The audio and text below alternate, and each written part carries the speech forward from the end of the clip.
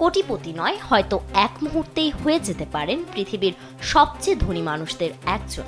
না, কোনো ব্যবসা নয়, ব্যাংকও নয়, শুধু পৌঁছে যেতে হবে এমন এক গ্রহে যেখানে আকাশ থেকে পানির বদলে ঝরে পড়ে হীরা।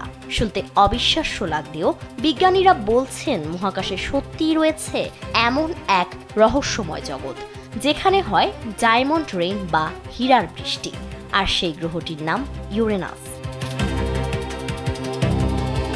পৃথিবী থেকে প্রায় 260 কোটি কিলোমিটার দূরে অবস্থিত এই গ্রহটিকে দূর থেকে দেখতে শান্ত নীল মনে হলেও এর গভীরে লুকিয়ে আছে এক ভয়ঙ্কর এবং বিস্ময়কর জগৎ। এক্সপার্ট ইঞ্জিনিয়ারদের দক্ষ হাতে দেশের মানুষকে প্রতিদিন সুরক্ষিত রাখার প্রত্যয় নিয়ে এলো সেফ সার্কিট ব্রেকার।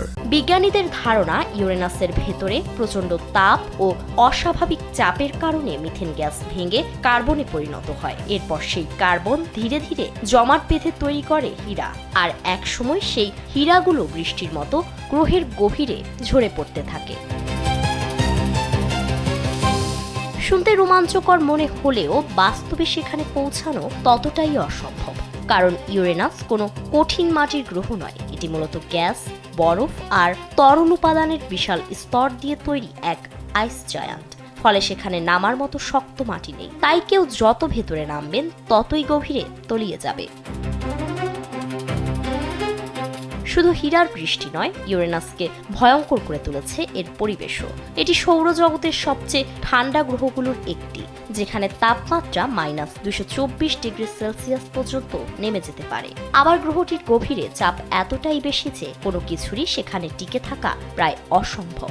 ইউরেনাসের বায়ুমণ্ডলে রয়েছে হাইড্রোজেন সালফাইড গ্যাস, যার কারণে পুরো পরিবেশে পচা ডিমের মতো দুর্গন্ধ ছড়িয়ে থাকে। এর সঙ্গে ঘন্টায় প্রায় 900 কিলোমিটার বেগে বইতে পারে ভয়ঙ্কর ঝোড়ো হাওয়া। ফলে সেখানে মানুষের বেঁচে থাকা তো দূরের কথা, কোনো মহাকাশযানের জন্য টিকে থাকা বিশাল চ্যালেঞ্জ। আর অবাক করা বিষয় হলো, ইউরেনাস প্রায় 98 ডিগ্রি কাত হয়ে ঘোরে। ফলে সেখানে এক একটি ঋতু স্থায়ী হয় প্রায় 21 বছর।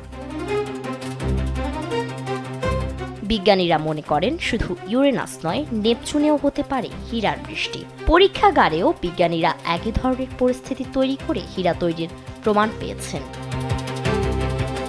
ফারিন রহমান কৃতি, কালবেলা।